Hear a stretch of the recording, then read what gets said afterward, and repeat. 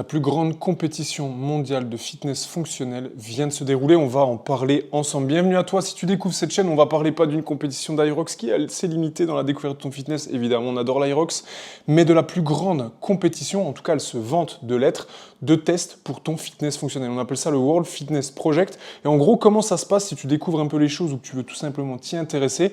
C'est pas uniquement les CrossFit Games, c'est pas uniquement sur un week-end de compétition, c'est sur une saison complète avec plusieurs grandes dates.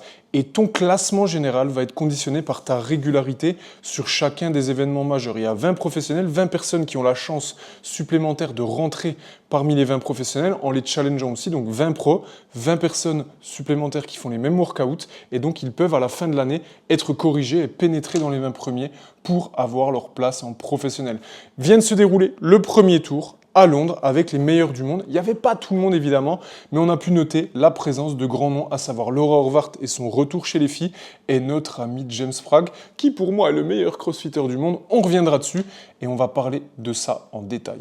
On va commencer par analyser les workouts pour te rendre compte à quel point toi, être humain normal, tu ne peux pas te permettre de faire ce genre d'événement. Si tu connais déjà les workouts, ben tu peux regarder dans le descriptif et avancer au bon passage. Workout numéro 1, ultra challengeant. Il y a toast to bar, run sur donc un air runner, ce qui change tout, vous le savez si vous en avez déjà fait pour votre chaîne postérieure, et des overhead squats, 15 répétitions à une charge qui est quand même assez lourde, et surtout avec un travail sur la short bar qui pouvait tout simplement limiter ton fitness. Chez les femmes, il n'y a pas trop d'impact, mais chez les hommes, ça peut vite être challengeant.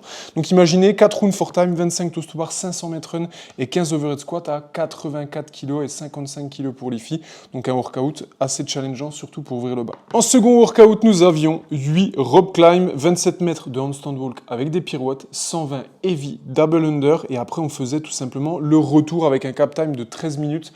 WOD, si vous voulez, assez simple sur le principe, mais il y avait des pirouettes à faire, il y avait du volume, il y avait un vrai impact au niveau des épaules. Les short rope climb sont plus faciles que des legless, mais sont plus difficiles que des rope climb classiques.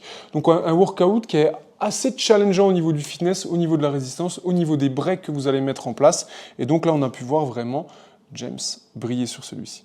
Workout numéro 3, 50 calories row, 25 burpees box jump, 50 dumbbell goblet squat, 50 calories skier, 25 burpees box jump et 50 dumbbell thruster pour finir. Donc un vrai challenge avec un vrai volume de répétition sur le dernier mouvement pour challenger un petit peu votre résistance et la façon que vous pourriez avoir de découper. Et on a vu des personnes qui étaient en pole position sur les dumbbell thruster et qui finalement perdaient 2, 3, voire 4 places. Workout numéro 4, très original pour moi, une rep max deadlift en 8 minutes, et ça enchaîné avec 2 minutes de reste et 100 ou 75 calories eco-bike. On reviendra également dessus. Ensuite, on avait un workout plutôt original de 1 à 8 ring ému, et après chaque série, vous deviez faire 18 mètres de sandbag big air carry avec donc des sandbags heavy, à savoir quand même 90 kg pour les hommes et 68 kg pour les femmes. Et notre workout final, donc un benchmark des semi-finales qu'on a déjà revu beaucoup de fois, qui s'appelle Randy, à savoir 75 power snatch, sauf que là il était fractionné, le garçon, avec 25 power snatch à chaque fois entrecoupé par une bande de 9 mètres d'overhead walking lunge. Donc vraiment, vous avez pu voir pendant que je parlais quelques images de ces workouts, et c'était vraiment quelque chose d'exceptionnel à vivre. On va revenir sur ce qu'on a pu vivre à ce moment-là. Tu as toujours rêvé d'ouvrir ta box de CrossFit, ou ta box stagne, ou tu veux te structurer, tu peux rejoindre RX Business. On accompagne 12 structures aujourd'hui et tu peux postuler pour nous rejoindre et on va t'aider à passer au niveau suivant.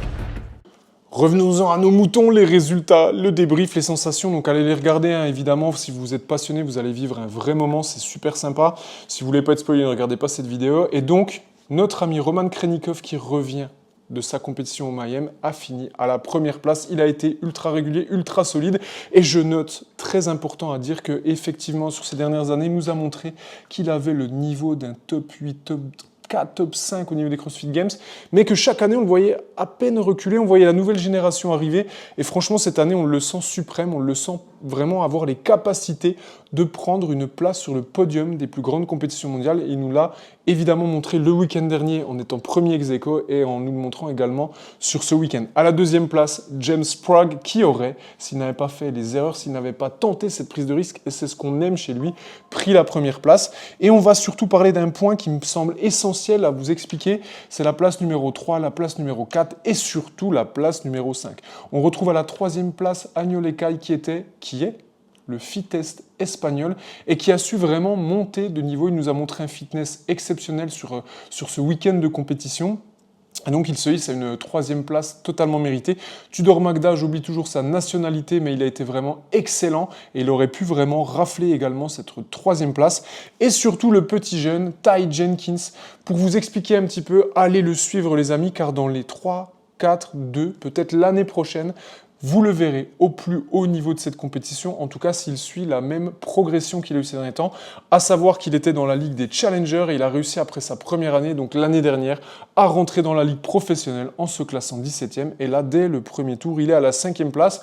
On l'a vu aux plus grands événements comme les Wodapalooza il n'y a pas si longtemps que ça. Et donc forcément, c'est un jeune qui a faim, qui bouge bien, qui a un bon cardio, un bon mental et qui a un petit déficit sur certains mouvements qu'il est en train de rattraper. Donc il progresse très très vite et je vous invite à le suivre. Avant d'aller plus loin et de vous expliquer mes sensations, je tiens à vous rappeler le niveau exceptionnel qu'il y a en ce moment sur le CrossFit et on voit vraiment que ça s'est accéléré sur ces 2 ou 3 dernières années. On voit des têtes d'affiche comme Patrick Vellner qui a été le meilleur Canadien pendant des années, certes il est un peu vieilli. On voit Gudmundsson qui a été pendant 10 ans, voire même 15 ans, le meilleur crossfitter européen. Oui, il a vieilli, mais son niveau est exceptionnel. On voit Fabien Beneteau ou Luka Dukic qui finissent respectivement entre la 29e et la 30e place. Qui ont un fitness, les amis, je vous le dis, si vous prenez le meilleur mec de votre box, après ça dépend de la box dans laquelle vous êtes, mais vous avez compris l'idée, et vous prenez ces gars-là avec le Covid, ils vont quand même lui mettre une raclée. Et ils arrivent à la 30e place de ce Pro Tour. Donc il y a des noms que vous ne connaissez pas qui sont exceptionnellement forts, et il y a toute une nouvelle génération qui bouge extrêmement vite, et on reviendra justement sur le cas de James Prague juste après. Les workouts sont vraiment ultra complets, ils sont plutôt cool. La programmation est sur une base de semi-finals, donc elle n'est pas aussi complète que ce qu'on pourrait retrouver sur des CrossFit Games par exemple. Mais en même temps, c'est intense, c'est ce qu'on veut. Ils ont un petit peu de temps pour travailler un peu les workouts. Et si t'en rates un, c'est difficile de revenir un petit peu, rattraper ton retard. Et c'est aussi pour ça que la saison, elle est un peu plus longue et qu'il y a plusieurs dates. On sait que les prochains tours seront assez différents. On est sur du CrossFit vraiment pur et dur. On va être sur des métriques assez simples. Je trouve quand même que ça manque un peu d'une épreuve un peu plus longue. Voilà, je trouve que le test de fitness pourrait être beaucoup plus complet.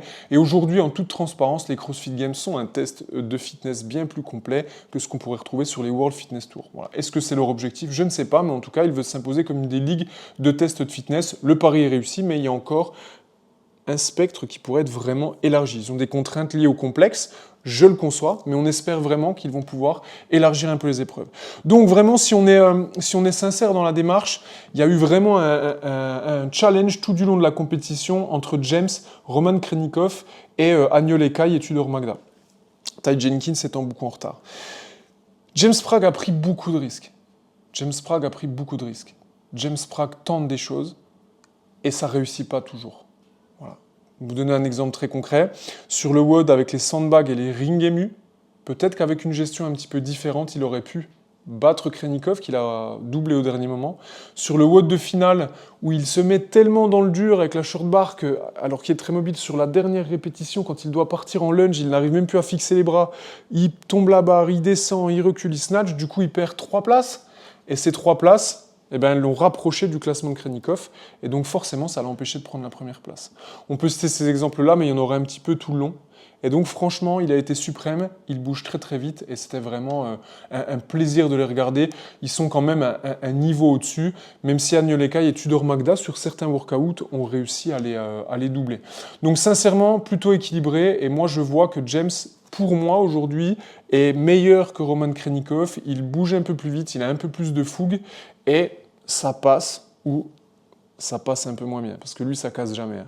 Et vous regarderez l'état d'esprit qu'ils ont, ces deux gars, avant d'attaquer les workouts, ils sont énervés. Je n'ai jamais vu quelqu'un de concentré comme James, et donc vraiment, c'est quelque chose de très inspirant à regarder. Il a énervé, il a vraiment envie de se donner au maximum, et donc ça, c'est vraiment quelque chose d'appréciable. Côté féminin, on était hyper content de voir le retour de Laura Horvath. Elle a bougé exceptionnellement bien tout le long du week-end. Un peu à l'image de Roman Khrennikov et de James Prague, nous avions Laura Horvath contre Amy Kringle. Et donc franchement, ça a été un week-end de challenge entre les deux. Et donc on est très content de voir Amy gagné. Emma Toll à la 3e place qui s'est bien défendue aussi. Mais donc Amy Kringle a été meilleure que Laura Horvath. Elle a été un peu plus complète, elle a été un peu plus présente. Et donc elle mérite sa première place. Même si Laura n'a pas démérité, je pense que Laura perd en fait la première place sur le dernier workout. Elle est un peu plus grande, elle a bougé en power et avec une technique, il faut le dire, visuellement beaucoup plus jolie. Mais bon, à ce niveau-là, avec une barre à 25, on a eu des déroulés de colonnes qui ont fait une véritable différence. Regardez un peu les images que vous pouvez voir sur un déroulé de colonne. Ne faites pas ça à l'entraînement si vous voulez rester safe, mais ne vous inquiétez pas pour ces athlètes qui, de toute façon, avec leurs conditions physiques, ne risquent absolument rien. Tout ça pour en arriver à la conclusion, les amis, que ce premier tour a été exceptionnel. Si vous voulez un débrief des workouts et qu'on fasse des vidéos avec le détail, des réactions, etc., n'hésitez pas à mettre un commentaire. Si vous avez un pari sur le futur meilleur et la future meilleure crossfiteuse de ce monde, mettez un commentaire et je vous donnerai mon avis.